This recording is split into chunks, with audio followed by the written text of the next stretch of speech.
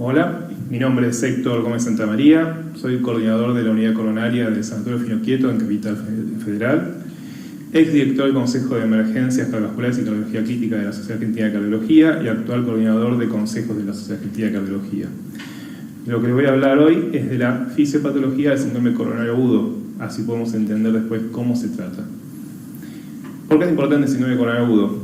Aún hoy, a pesar de todo lo que ha desarrollado la prevención, el tratamiento, la mortalidad de causa cardiovascular continúa siendo la más prevalente de todas en el mundo. Y en Argentina no estamos exentos de esta estadística. Fíjense en este gráfico cómo vemos que la patología cardiovascular se incrementa, predomina sobre todo después de los 50 años como causa principal de mortalidad. Y cuando uno evalúa los motivos de estas causas de muerte cardiovascular, vemos que la mayoría está vinculado a enfermedad isquémica, a accidentes de placa, infartos, síndromes coronarios agudos y si sumamos la enfermedad, el accidente cerebrovascular, que también muchas veces implica accidente de placa, y por otro lado la insuficiencia cardíaca, que muchas veces es consecuencia de los eventos coronarios, podemos seguir interpretando que la enfermedad coronaria la enfermedad vascular es muy importante como causa de muerte hoy en día.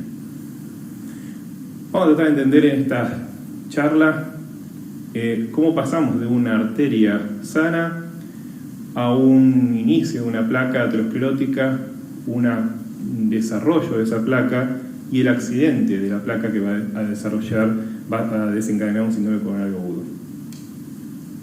Entendamos que el endotelio, estas células que tapizan los vasos, dejaron de ser interpretadas como simple membrana a ser un órgano con una función muy importante, que es la homeostasis vascular.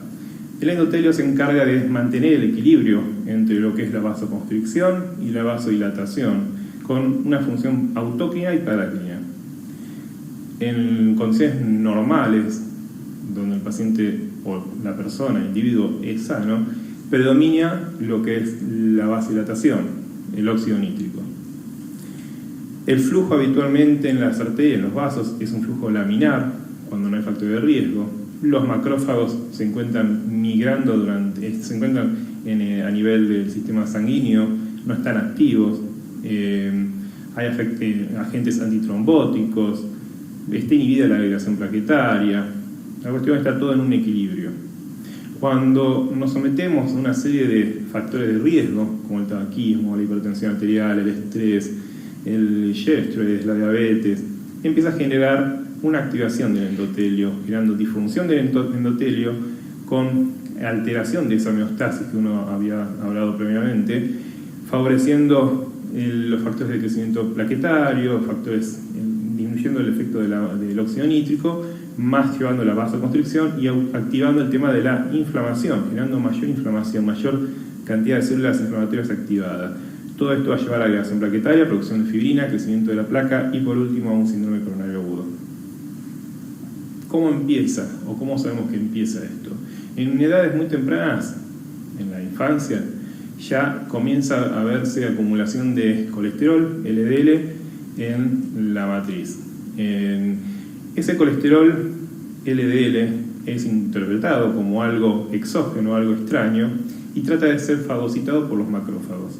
Estos macrófagos no van a fracasar en esa fagocitosis, van a empezar a generar pedidos de auxilio a otras células inflamatorias, activando el endotelio para que a su vez genere unas partículas, unas proteínas de membrana que van a favorecer que las células que están en el torrente sanguíneo inflamatoria reconozcan ese endotelio como inflamado y puedan pasar desde el torrente sanguíneo hacia la matriz, hasta la capa íntima. Una vez que se va generando esta migración, las células que ya venían fagocitando el LDL y han fracasado, terminan muriendo, generando un núcleo espumoso, un núcleo de detritos celulares con muchas células inflamatorias alrededor esa inflamación, esa placa, inicio de placa se va extendiendo y trata de ser limitado en las fronteras. Es por eso que las células mesenquimales, células músculo liso, empiezan a generar transformación y tratan de limitarlo, generando una cápsula alrededor de este detrito. Y todo esto generando más y más inflamación para pedir ayuda al organismo. Acá vemos cómo va progresando esta placa, van progresando la infiltración de células inflamatorias, el músculo liso que empieza a transformarse y se genera una cascada inflamatoria a nivel de esta placa aterosclerótica. Ya deja de haber un flujo a nivel de los vasos, un flujo laminar, ya empieza a haber un flujo turbulento, lo cual vamos a ver que esa misma turbulencia genera activación del endotelio, activación de una serie de células. Esto es un estudio muy interesante, evaluado con OCT, es tomografía por coherencia óptica, es un catéter que se hace en las coronarias, en los vasos, y va tomando cortes del endotelio y del vaso in vivo, ya no en estudios de laboratorio. Y lo que se ve que la placa genera una turbulencia en el área de menor espacio en la luz. Esa turbulencia, ahí es donde mayor fricción hay de los glóbulos de las células que pasan por el torrente sanguíneo, esto generaría activación plaquetaria. Un tema que se está viendo en los últimos años, se está estudiando cada vez más, es que esta misma fricción podría favorecer la descamación del endotelio de ese lado, lo cual también va a generar mayor activación y va a exponer proteínas de la capa media que van a activar más todavía a las plaquetas. Una vez que pasa posterior a esta obstrucción de la luz, hay como una especie de remolino, mayor estrés a nivel celular, que esto va a generar una disfunción endotelial muy importante. Los últimos estudios están demostrando que el trombo o la placa se empezaría a activar pasado el lugar de mayor disminución de la luz. A nivel sistémico, bueno, dijimos que la placa está generando una inflamación muy importante a nivel local, pero empieza a generar liberación de sustancias inflamatorias a nivel sistémico. Hay interleuquina 1, el factor de necrosis tumoral, el interferón gamma, todo eso va a ir activando a nivel adiposo, al hígado, los reactantes de fase aguda, la proteína C reactiva, la interleuquina 6. Vemos como marcadores como la proteína C reactiva en el plasma, cuanto más elevado está, mayor riesgo hay de eventos cardiovasculares. En base a esta hipótesis de la teoría inflamatoria, podemos ver que recientemente se ha publicado un estudio con anticuerpos monoclonales, que es el canakinumab, el estudio CANTOS, que la idea es inhibir la interleuquina 1B, que como dijimos era uno de los reactantes fase aguda que está estimulando toda la cadena, y vemos que no importa los niveles de colesterol, LDL, HDL, triglicéridos, se nota que con el canakinumab, dependiendo de las dosis, hay una reducción de la proteína C reactiva, por lo tanto hay un efecto sobre la inflamación. Y esto se demuestra en puntos finales como reducción de infarto no fatal, ACV no fatal y muerte cardiovascular con una reducción de estos valores. Esto lamentablemente fue a expensas de un incremento de infecciones fatales con respecto al placebo. Entonces, la fase de aterotrombosis. Tenemos una primera fase temprana que es la tipo 1, las células espumosas con gota de colesterol. Tipo 2, células espumosas, músculo liso con colesterol y colesterol en la matriz extracelular. Tipo 3, células de músculo liso rodeadas de tejido conectivo extracelular, acumulación de colesterol. Una segunda fase, tipo 4, líquido extracelular mezclado con la íntima, no llega a formar la cápsula. Y tipo 5A, placa fibrosa.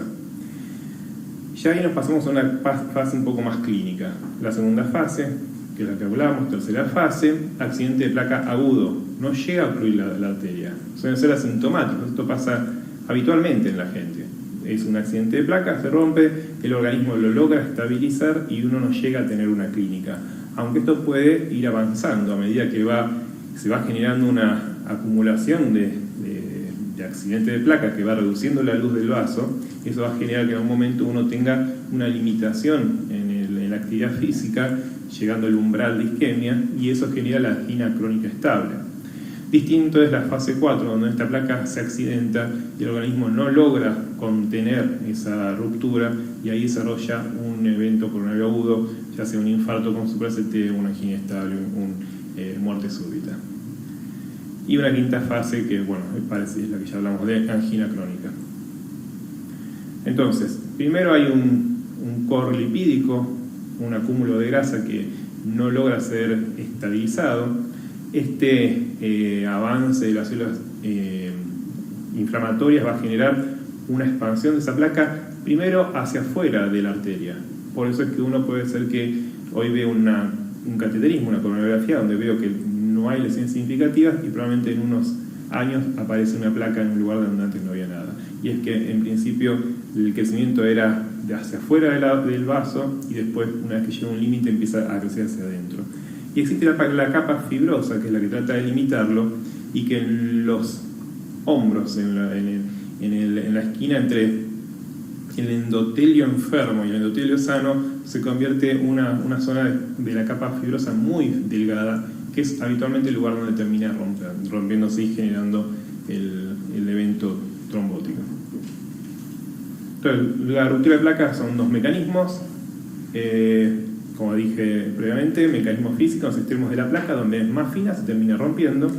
El segundo mecanismo, bueno, los mastocitos, macrófagos secretan mieloperoxidasas y otras sustancias que debilitan la capa fibrosa. Y la otra tipo de ruptura es la erosión, que es menos frecuente en teoría. Esto va a generar el evento coronario. Si hay una lesión suboclusiva, hablamos de síndrome coronario agudo sin elevación del ST, y cuando hay una lesión oclusiva, cuando la arteria se tapa, es el típico infarto con supra-CT. Vulnerabilidad de la placa, hablamos de vulnerabilidad de la placa cuando son capas muy delgadas con mucha inflamación en la misma. Pero esto es lo que hablaba previamente. El estudio PROSPECT evaluó pacientes con cateterismo, se veía la arteria que estaba enferma y lesiones que se encontraban. Y se veían, con el IBU, se veían otras placas que uno no las veía con el ojo. Que estas son las placas, yo le digo, que primero se desarrollan hacia afuera de la arteria y después empiezan a generar una reducción de la luz. Cuando uno evaluó a 5 años qué placa era la más inestable, encontraron que las placas que ya habían sido activas podían tener una recurrencia, pero llamativamente aparecían un montón de placas nuevas, accidentadas, que no eran las que uno había visto como significativas previamente. Y esto es probable, se puede deber a que estas placas que ya están desarrolladas probablemente ya empiezan a estar más organizadas, más protegidas, y es poco probable que terminen rompiéndose. Es más probable que se termine rompiendo una placa más nueva, más inestable, más inflamada, que son habitualmente las que uno no ve o no es significativa en el primer momento de un estudio. En los últimos años, mediados fines de los 90, se está empezando a ver una reducción de la prevalencia de síndrome coronario agudo global, pero sobre todo de los síndromes coronario agudos con supradesnivel de ST. Esto puede tener que ver mucho con el tratamiento preventivo que se está haciendo. El tratamiento antihipertensivo, el tratamiento hipolipemiante fue fundamental para cambiar esto, la reducción del tabaquismo, y hoy en día estamos viendo que está el efecto residual. Pese al paciente que debuta con infarto, le damos estatinas de alta dosis y aún así tiene eventos coronarios. Pero llamativamente ya no estamos viendo como antes la típica placa rota. Estamos viendo lesiones que se ven con el IBU, que es la ecografía intracoronaria, o con el OCT, como que había dicho previamente, donde no vemos la placa típica rota. Entonces podemos asociar que la placa típica rota es la que genera el infarto con elevación del CT. En los síndromes coronarios agudos sin elevación del CT se está viendo más lesiones donde no se termina de ver dónde está la placa, y muy probablemente sean por erosiones, es decir, ese mecanismo de ruptura o de accidente de placa que uno decía que era raro, cada vez está cobrando más importancia y se está viendo muchas hipótesis de por qué se trataría esto. Todo lo que podemos decir en este momento, aunque está en pleno desarrollo, este es un cambio de paradigma, hay diferencias entre el accidente de placa en el síndrome coronal agudo con elevación del CT, donde la lesión típica es el accidente de placa propiamente dicho, con exposición del núcleo espumoso hacia el torrente sanguíneo, y esto va a activar predominantemente el sistema de la coagulación. Esto es fundamental porque este es el motivo por el cual los trombolíticos son útiles en el síndrome coronal agudo con elevación del CT. No así en el síndrome coronal agudo sin elevación del CT, donde se está viendo cada vez más erosión de placa, pero no se está viendo ruptura típica. Y habitualmente esta erosión de la placa lo que genera es mayor activación de las plaquetas más que del sistema de la coagulación. Es por eso que en el síndrome coronal agudo sin elevación del CT, el tratamiento hoy en día predominante es la antiagregación. En las próximas 2 clases vamos a desarrollar un poco más el tema de los grandes síndromes coronal agudo. El síndrome coronal agudo sin elevación del CT o infarto sin elevación del CT, que es cuando la lesión es suboclusiva. Y por otro lado vamos a hablar del síndrome coronal agudo con elevación del CT o infarto, el típico infarto con elevación del CT, que es cuando la arteria está ocluida. Muchas gracias.